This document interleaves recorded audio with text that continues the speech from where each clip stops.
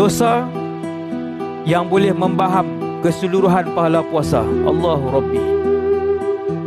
Kata Nabi SAW, Nabi sebut, dengar, ini untuk saya dan kita semua. Man lam yada' qawla zur wal amala bihi falaysa lillahi hajatun fi an yada'a ta'amahu wa syarabah.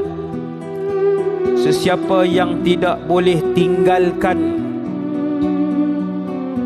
perkataan-perkataan keji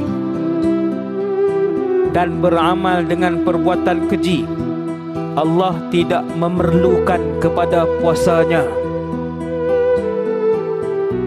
Nasihat ni untuk kita semua yang berpuasa Ramadan. Alhamdulillah kita puasa Ramadan.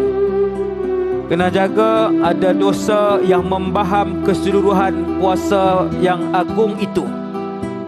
Kata para ulama, antara dua dosa, kata Imam Mujahid, beliau kata ada dua dosa yang boleh membaham keseluruhan pahala puasa yang agung itu. Al-ghibatu wal kadhib, mengumpat dan berbohong.